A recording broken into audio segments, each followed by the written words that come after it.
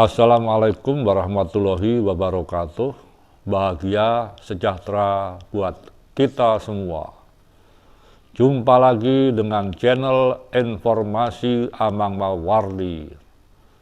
Sebagaimana episode-episode sebelumnya, kali ini saya masih akan membacakan artikel anekdot yang saya ambil dari buku saya Mari Tersenyum dan Termenung yang terbit pada tahun 2010. Kali ini artikel yang akan saya bacakan berjudul Termahal. Termahal. Sekian waktu lalu saya menonton acara talk show stasiun televisi yang menghadirkan seorang wanita yang bertindak sebagai pembicara dan seorang wanita presenter.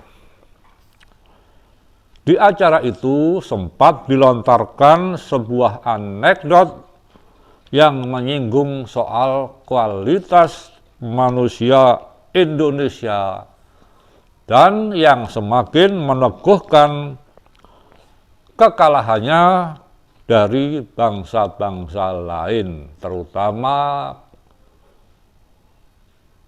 terhadap bangsa-bangsa Amerika Serikat, Eropa,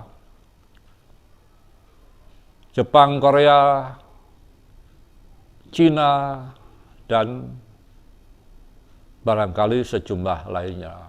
Namun harus kita akui bahwa kita juga unggul dibanding sejumlah bangsa-bangsa lainnya yang ada di dunia itu.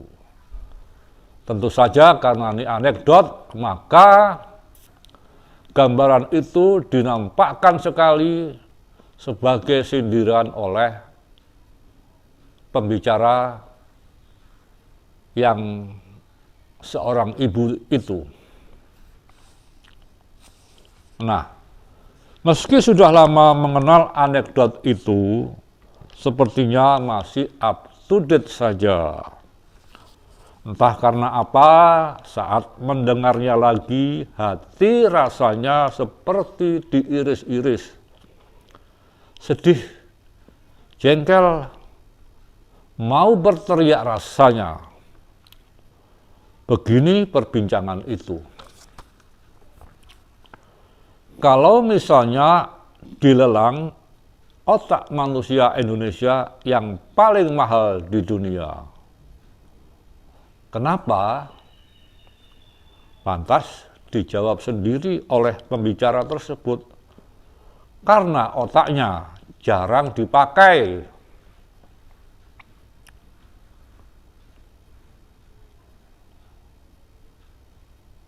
Kesan saya terhadap anekdot tersebut saya gambarkan begini.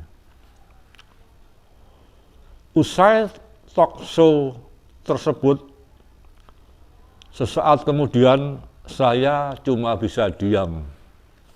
Entah merenung, entah melamun, membayangkan betapa bodoh sebodoh-bodohnya orang-orang yang dianekdotkan tidak pernah memakai otaknya itu. Benarkah kita dikenal sebagai bangsa yang bodoh? Mula-mula saya cuma berkata dalam diam, namanya saja anekdot.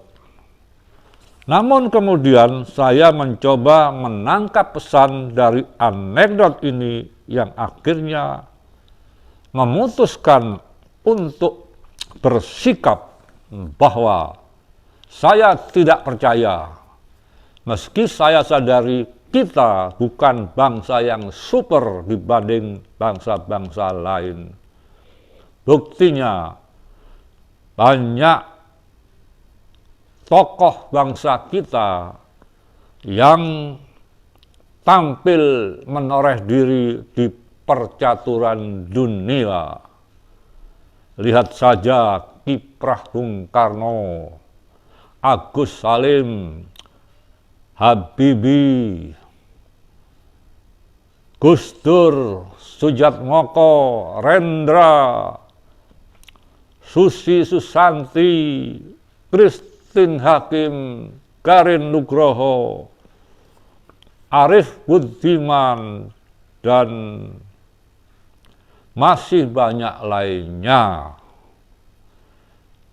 Juga berapa banyak para pelajar kita yang memenangi berbagai olimpiade matematika di kasanah internasional.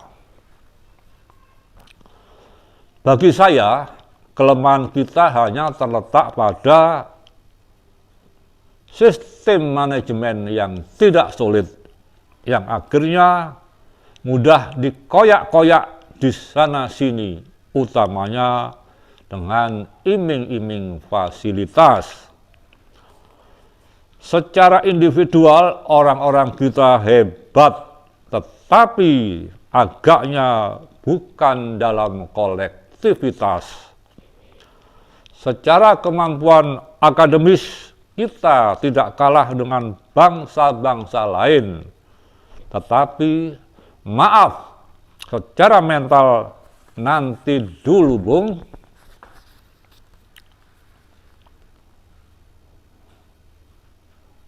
Buktinya, lembaga PERC, Political and Economic Risk Consultancy, yang berkantor di Hong Kong, di awal tahun 2004 merilis daftar negara-negara yang doyan korupsi di Asia.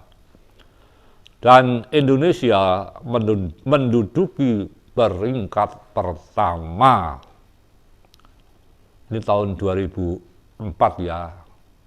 Mungkin masih hangat-hangatnya saat buku ini saya terbitkan. Karena sebagaimana yang saya sampaikan tadi, buku saya ini, Mari Tersenyum dan Termenung, diterbitkan pada tahun 2010. Mudah-mudahan sekarang tidak lagi menempati peringkat pertama dalam perkara korupsi se-Asia.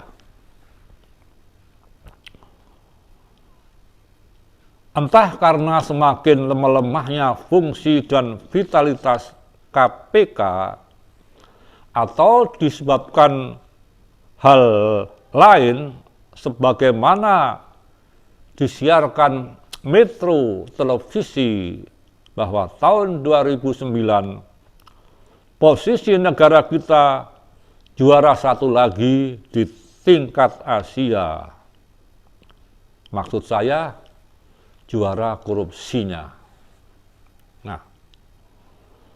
Selama korupsi masih terus bercokol, sulit bagi kita untuk menjadi bangsa besar. Karena sebagaimana dinyatakan budayawan Gunawan Muhammad, korupsi tidak hanya melemahkan kepercayaan, namun juga menghancurkan sendi-sendi masyarakat. Wassalamualaikum warahmatullahi wabarakatuh.